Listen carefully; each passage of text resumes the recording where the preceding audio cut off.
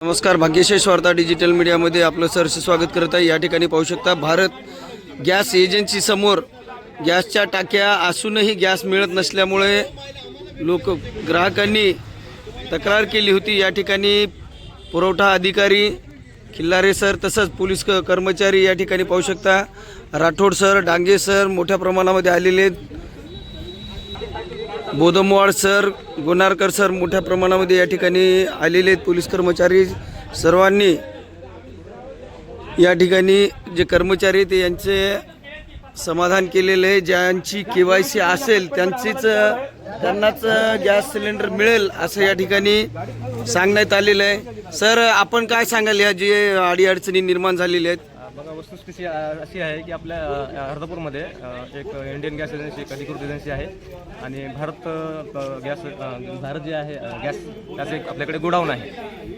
Actually आजच्या दिवशी सकाळी 9 वाजता अशी परिस्थिती होती की लोकांची एक तसं थोडं 7 ते 8 लोकांची गर्दी झाली होती सिलेंडरसाठी, परंतु त्यांच्याकडे काही लोकांकडे KYC नसल्यामुळे त्यात थोडीशी अडचण आली होती।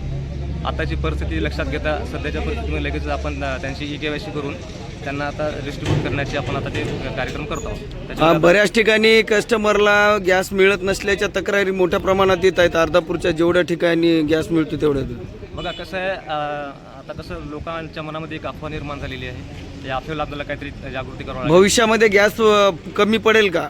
नाही, बिलकुल नाही। शासनाकडे आपण नागरिकांना काय आवाहन करणार? मी नागरिकांना एवढं सांगेल की कुणीही अफवावर बळी पडू नये।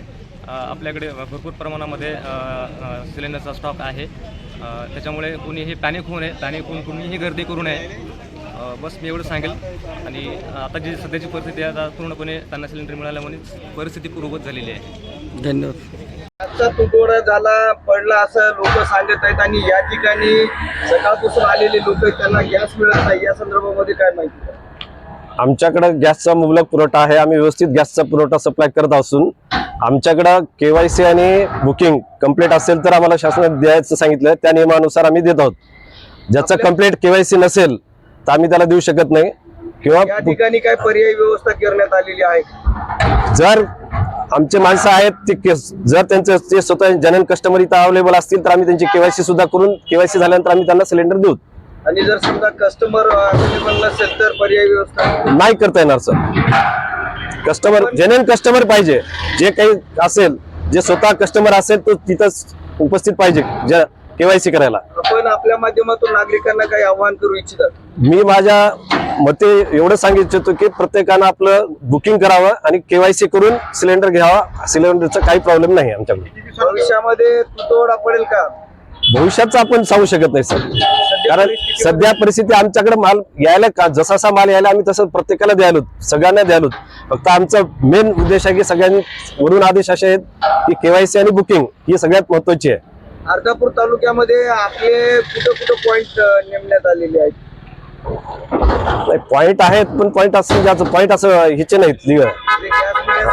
नाही KYC ऑथोराइज एजन्सीलाच येऊन KYC करावं लागेल। आपलं नांदेड काबरानगर ऑफिस आहे, तिथे येऊन तुमची काही अडचणी असतील तर तुमचं नेम चेंज असेल ते करता येईल। एखादी जर व्यक्ती मृत्यू पावली असेल तर त्याच्या नावावर दुसऱ्याच्या नावावर करता येईल आपल्याला।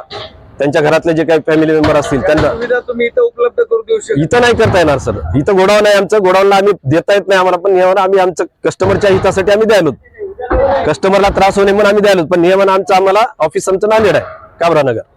आणि तुम्हाला तिथं त्याच्यानंतर परत जे काही तुमचे जर कोणी डेथ झाला असेल त्यांचे डॉक्युमेंट्स घेऊन या, तुम्हाला नेम चेंज करून देता येईल। तुम्हाला जर मोबाईल अपडेट करायचं असेल तर ते सुद्धा तुम्हाला आमच्या एजन्सीमध्ये सगळ्या सुविधा उपलब्ध आहेत।